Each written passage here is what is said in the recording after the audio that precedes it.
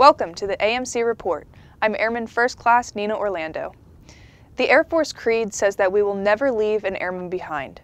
Senior Airman Timothy Kirshner shows us the dignity and honor that is shown to our fallen who are brought back home.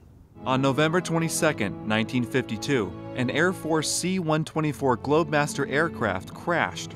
Now, 62 years later, one of the airmen recovered, Airman Third Class Howard Martin, was laid to rest by ceremonial guardsmen from Scott Air Force Base, Illinois.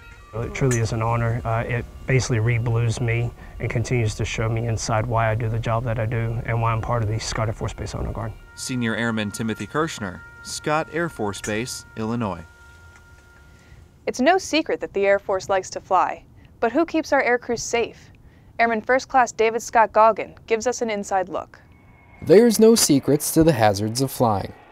That's why Senior Airman Walker, along with the rest of the aircrew flight equipment team, stayed diligent on the items that just might save your life. Okay, aircrew flight equipment as a whole is pretty much all the survival equipment, whether pertaining to in-flight or on ground in the case of a mishap. Pretty much anything we fly with from day to day, whether a pilot's helmet, an oxygen mask, to life raft, parachutes. Customer service is a big part, so a lot of things just come up. So you could have like new aircrew members in processing or out processing, so you have to issue them new equipment, fit them up for helmets and oxygen masks, get them fit and trained on night vision goggles. So one of the main things to take pride in your job with this job is it might not happen as much with a fighter plane as you get with the heavies here, but at the same time when something happens, you definitely want to, pretty much be sure that you did a good job on everything you inspected today. So you can definitely take pride in knowing that your job can possibly save a life. Reporting from Dover Air Force Base, I'm Airman First Class David Scott Goggin. Resiliency is often taught in a classroom, but the airmen of MacDill Air Force Base are learning to bounce, not break, in a whole new way. Airman First Class Carly Thompson takes us into the ring with these innovative airmen. Airmen of all ranks competed in the Mission Support Group's Olympics event.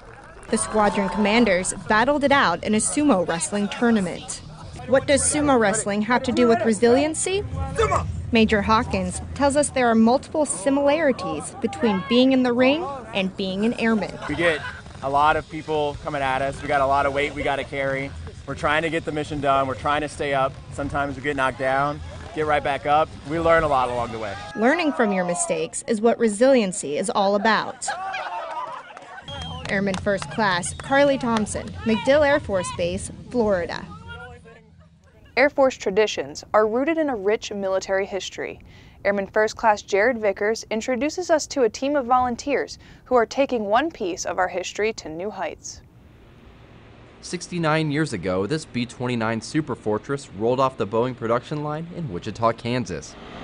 Now, Dock is being restored to its former glory just a stone's throw from where it was built in 1945. A group of volunteers, including some airmen from nearby McConnell Air Force Base, want to see Dock take to the skies once again. I've been trying to do as much as I can on it. It's a huge prideful thing to do. It's the second one in the world that's going to be flying. Tech Sergeant Jeff Jensen has been on this project for 4 months, dedicating his lunch breaks and his weekends to Dock. And even though he's worked on planes for most of his Air Force career, each day brings a different challenge.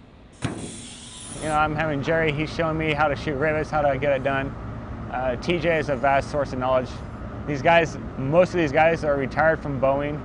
I've been doing this stuff for 30 years. Everything goes as planned, Dock will be ready to fly later this year. And that'll make it one of only 2 flying B-29s in the world, but for that to happen, it takes a lot of hard work from volunteers like Jeff. Airman First Class Jared Vickers, Wichita, Kansas. That's it for this edition of the AMC Report. To view the full versions of these stories, go to www.youtube.com/user/mobilityairmen. And if you know a unit or airman on your base who deserves to be featured, contact your local public affairs office.